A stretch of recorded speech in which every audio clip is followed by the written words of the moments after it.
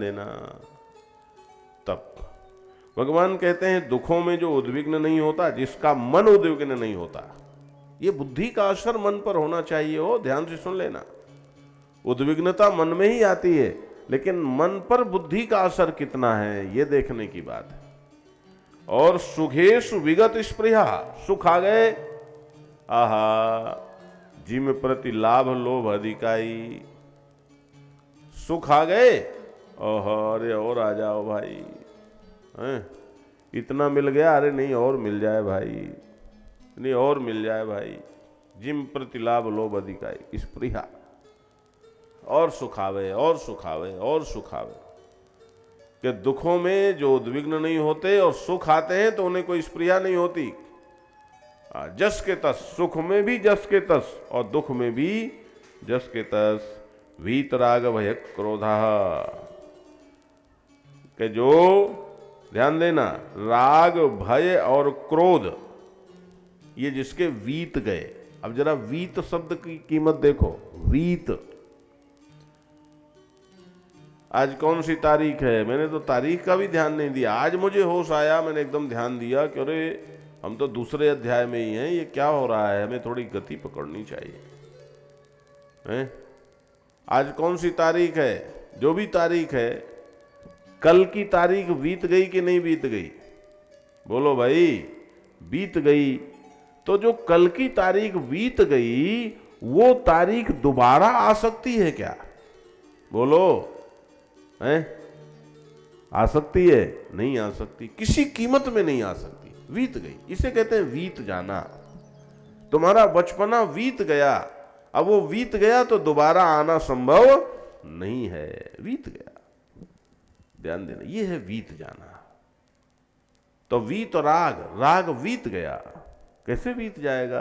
अरे राग के दिन थे, हो दिन थे, ना समझ थे, नहीं अकल थी, केवल शरीर और संसार को ही सच मानते थे, गीता नहीं सुनी थी, नहीं समझे थे, इसलिए जो हमें फायदा पहुंचाता था केवल वही मीठा लगता था।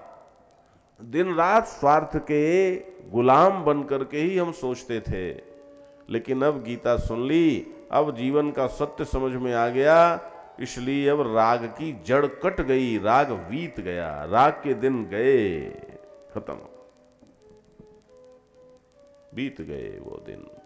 ध्यान देना, राग बीत गया, भय बीत गया। पहले डरते थे, क्यों डरते थे? क्योंकि शरीर को ही सब कुछ समझते थे, संसार को ही सब कुछ समझते थे।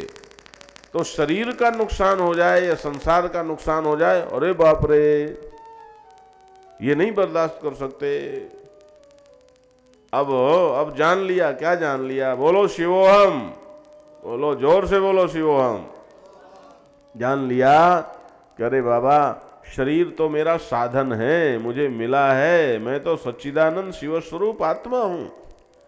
जान लिया, जान लिया कि मेरी तो मृत्यु संभव ही नहीं है, मैं तो पहले था, अभी हूं, आगे भी रहने वाला हूं। जान लिया, जान लिया कि शरीर मेरा साध्य नहीं, साधन है। अब कुछ भी हो तो मैं जानता हूं कि मुझे तो नुकसान हो ही नहीं सकता। जो मैं हूं उसका मरना संभव नहीं है, उसका कटना संभव नहीं है। ये जान लिया, जान लिया कि मोटर का एक्सीडेंट चाहे कितना बड़ा हो जाए, इस मोटर का, लेकिन इस मोटर का सवार मरने वाला नहीं है, ये जान लिया। ध्यान देना, उस मोटर का सवार मर जाता है क्योंकि उस मोटर में ये सवार होता है, लेकिन ये जो शरीर रूपी मोटर है, ये किसका कितना एक्सीडेंट हो जाए, कैसे भी मर जाए, लेकिन इस मोटर में जो सवार है, कौन सवार है? मैं सवार हूं, मेरा बाल बांका होने वाला नहीं, ये जान लिया। इसलिए भय बीत गया। जब राग बीत गया, भय बीत गया, तो कामना बीत गई। कामना बीत गई तो कामना में बाधा पड़ने से आने वाला जो उद्वेग है, क्रोध, वो क्रोध भी बीत गया। अब क्रोध का भी कोई मतलब नहीं। वीत राग भय क्रोधा मुनि ही, तो फिर क्या हो गया? मुनि। अब मुनि शब्द की भी कीमत देखो, संलीन मानसहा, जिसका मन शुद्ध बुद्धि में लीन हो गया है, सत्य में लीन हो गया है, उसे कहते हैं मुनि। ध्यान देना, ऐसा जो मुनि है इष्टधि उच्यते, उसको स्थिर बुद्धि कहते हैं, उसकी बुद्धि वास्तव में स्थिर है। यह सर्वत्र न विस्नेह तत्तत् प्राप्य शुभाशुभम नाभिनंदति न द्वेष्टि तस्य प्रज्ञा प्रतिष्ठिता। भगवान कहते हैं यह सर्वत्र अनविस्नेह, अन अभिस्नेह, कि जो सब जगह,